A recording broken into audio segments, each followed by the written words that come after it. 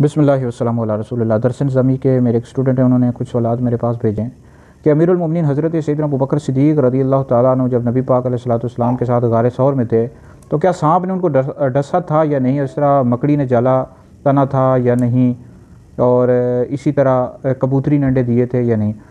तो इमाम बहकी रहमतुल्लाह अलैह ने दलाइल नबुव्वा में इन वाक़यात को नकल किया है कि हज़रत सैयदना अबू बकर सिद्दीक़ रज़ियल्लाहु ताला अन्हु को सांप ने डसा था और इसी तरह मकड़ी ने जाला तना था, ये भी वाक़या नकल किया।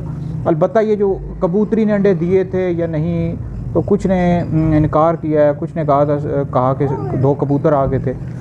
तो बाहर जो पहले दो वाक़यात हैं इनको इमाम बहकी रहमतुल्लाह अलैह ने दलाइल नबुव्वा में नकल किया है।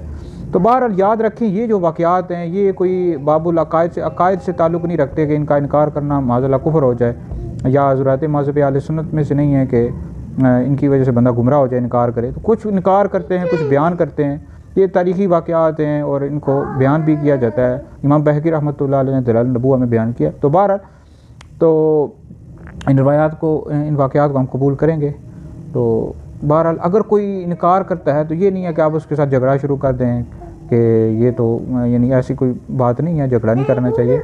कुछ वाक़यात होते हैं उनमें अपनी अपनी हर बंदे की तहक़ीक़ होती है। तो बहरहाल इन वाक़यात को बिल्कुल बयान करना चाहिए। हज़रत इमाम बहकी रहमतुल्लाह अलैह ने दलाइल नबुव्वा में इन वाक़यात को नकल किया है।